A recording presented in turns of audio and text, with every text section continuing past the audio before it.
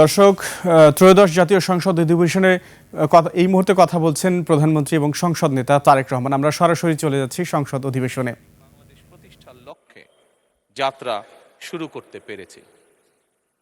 1971 সালের স্বাধীনতা যুদ্ধের থেকে শুরু করে 2024 সালের দেশ এবং জনগণের স্বাধীনতা রক্ষার যুদ্ধ সহ এই পর্যন্ত দেশে গণতন্ত্র এবং মানুষের অধিকার প্রতিষ্ঠার সংগ্রামে যারা শহীদ হয়েছেন, ত্রয়োদশ জাতীয় সংসদ শুরুর এই যাত্রা লগ্নে আমি তাদেরকে কৃতজ্ঞতার সঙ্গে স্মরণ করছি। এই আন্দোলন সংগ্রামে যেসব মায়েরা তাদের সন্তান হারিয়েছেন, যেসব সন্তানেরা তাদের প্রিয়জন হারিয়েছেন, যেসব পরিবার তাদের সন্তান স্বজন হারিয়েছেন, যেসব আহত মানুষকে তাদের স্বাচ্ছন্দ্যের জীবন হারাতে হয়েছে, যেসব মানুষগুলো নির্যাতন, নিপীড়ন, রাজনৈতিক হয়রানি কিংবা মিথ্যে মামলা শিকার হয়ে সর্বস্ব হারিয়েছেন, আমি তাদের সকলের অবদানকেও কৃতজ্ঞতার সঙ্গে স্মরণ করছি। দেশের ছাত্র জনতা, কৃষক, শ্রমিক, শিক্ষক, কবি, সাহিত্যিক, সাংবাদিক, চিকিৎসক, প্রকৌশলী, আইনজীবী, কামার কুমার, জেলে তাঁতি, গাড়ি চালক, ব্যবসায়ী এবং সরকারি বেসরকারি চাকরিজীবী, গৃহিণী, সারা দেশে গণতান্ত্রিক রাজনৈতিক দলের নেতা কর্মী, সমর্থক তথা সর্বস্তরের সকল শ্রেণী পেশার মানুষ যাদেরকে গুম, খুন, হত্যা, নির্যাতন, নিপীড়ন, মিথ্যা হামলা মামলা কিংবা জীবন্ত মানুষের কবরস্থান তুল্য বর্বর বন্দিশালা, আয়নাঘর, কোনো কিছু দিয়েই যাদের গণতান্ত্রিক আকাঙ্ক্ষাকে রুখে দেওয়া যায়নি, যাদের সাহসী ভূমিকায় দেশে পুনরায় গণতন্ত্র ফিরে এসেছে, আমি ত্রয়োদশ জাতীয় সংসদের এই যাত্রা লগ্নে দেশের স্বাধীনতা প্রিয় গণতান্ত্রিকামী বীর ছাত্র জনতাকে জানাই অভিনন্দন।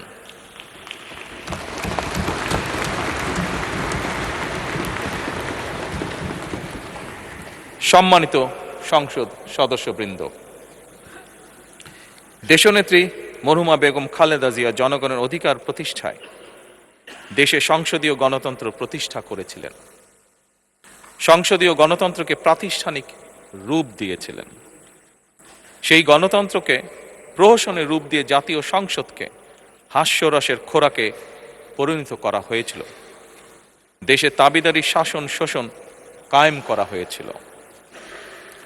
দেশে সংসদীয় গণতন্ত্র এবং জনগণের অধিকার পুনঃপ্রতিষ্ঠা করার জন্য দেশনেত্রী বেগম খালেদা জিয়া জীবনের শেষ দিন পর্যন্ত লড়াই করেছেন। জীবনে কখনোই স্বৈরাচার কিংবা ফ্যাসিবাদের সঙ্গে আপোষ করেননি।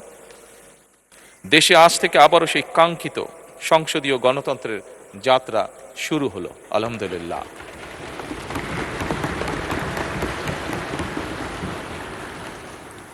সংসদীয় রাজনীতি প্রতিষ্ঠাতা খালেদা জিয়া দেশ এবং জনগণের সাফল্যে এই শুভ মুহূর্তটি দেখে যেতে পারেননি। আজ তাই এই জাতীয় সংসদে দাঁড়িয়ে আমরা দেশ এবং জনগণের স্বার্থে আপসীর নেতৃত্ব, ব্যক্তিত্ব, স্মরণীয়, বরণীয়, অনুকরণীয় রাজনীতিবিদ মরহুমা খালেদা জিয়াকে গভীর শ্রদ্ধার সঙ্গে স্মরণ করছি।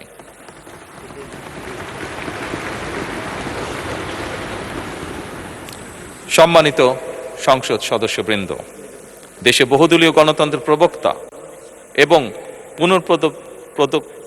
প্রবর্তক, স্বাধীনতার ঘোষক শহীদ প্রেসিডেন্ট জিয়াউর রহমানের একটি উক্তির কথা আপনাদের সামনে আমি স্মরণ করতে চাই।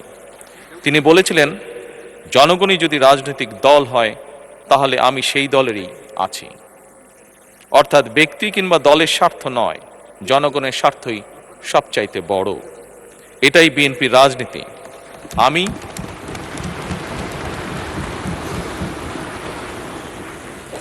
আমি প্রথমবারের মতন বাংলাদেশ জাতীয়তাবাদী দল বিএনপি থেকে জাতীয় সংসদ সদস্য নির্বাচিত হয়েছি। জাতীয় সংসদের সংসদীয় দলের নেতা নির্বাচিত হয়েছি। জাতীয় সংসদে দলের প্রতিনিধিত্ব করলেও প্রধানমন্ত্রী হিসাবে আমি এই জাতীয় সংসদে দেশের প্রতিনিধিত্ব করছি। দল মত ধর্ম বর্ণ নির্বিশেষে দেশের জনগণের প্রতিনিধিত্ব করছি। আমার রাজনীতি দেশ এবং জনগণের স্বার্থ রক্ষা করার রাজনীতি। বিএনপির রাজনীতি জনগণের জীবন মান উন্নয়ন এবং স্বনির্ভর বাংলাদেশ গড়ার রাজনীতি। প্রতিটি পরিবারকে স্বনির্ভর করাই আমাদের রাজনীতির লক্ষ্য। প্রতিটি পরিবারকে স্বনির্ভর করার মাধ্যমেই বিএনপি একটি স্বনির্ভর, সমৃদ্ধ, নিরাপদ, গণতান্ত্রিক বাংলাদেশ প্রতিষ্ঠা করতে চায়। এই লক্ষ্য অর্জনে আমি জনগণের সমর্থন এবং সহযোগিতা চাইছি।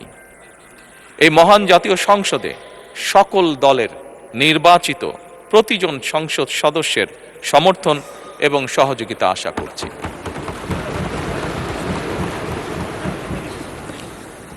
সম্মানিত সংসদ সদস্যবৃন্দ, আমি বিশ্বাস করি আমাদের দল কিংবা মত কিংবা কর্মসূচি ভিন্ন হতে পারে, কিন্তু তাবেদার মুক্ত, ফ্যাসিবাদ মুক্ত একটি স্বাধীন, সার্বভৌম, নিরাপদ, স্বনির্ভর বাংলাদেশ প্রতিষ্ঠায় আমাদের মধ্যে কোনো বিরোধ থাকতে পারে না, বিরোধ নেই। জাতীয় সংসদকে জাতীয় কর্মকাণ্ডের কেন্দ্রবিন্দু না করে বিতাড়িত ফ্যাসিস্ট সরকার জাতীয় সংসদকে অকার্যকর করে ফেলেছিল। আমরা এই মহান জাতীয় সংসদকে সকল যুক্তি, তর্ক আর জাতীয় সমস্যা সমাধানের কেন্দ্রবিন্দুতে পরিণত করতে চাই।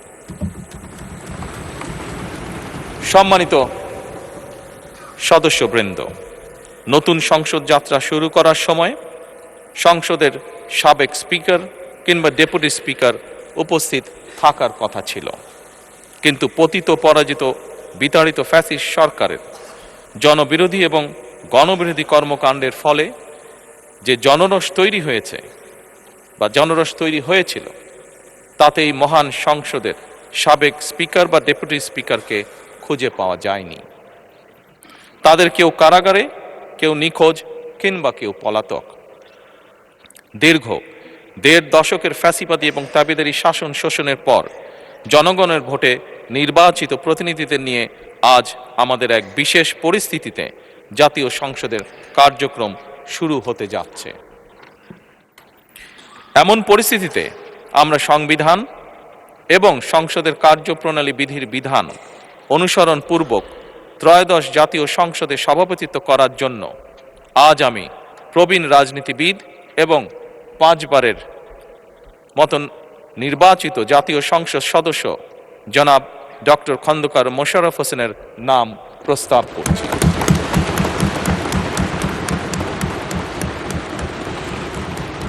সম্মানিত সংসদ সদস্যবৃন্দ, আমাদের সংসদীয় রীতিনীতির ইতিহাসে এই ধরনের পরিপ্রেক্ষিত নজিরবিহীন নয়। 1973 সালে তৎকালীন প্রধানমন্ত্রী মরহুম শেখ মুজিবুর রহমান ওই সংসদের সদস্য মাওলানা আব্দুর রশিদ তর্কবাধীশের নাম প্রস্তাব করেছিলেন এবং তার সভাপতিত্বে বাংলাদেশের প্রথম সংসদের প্রথম অধিবেশন শুরু হয়েছিল। আমি জাতীয় সংসদের সকল সম্মানিত সদস্যকে স্বাগত এবং ধন্যবাদ জানাই। আল্লাহ হাফেজ। বাংলাদেশ জিন্দাবাদ।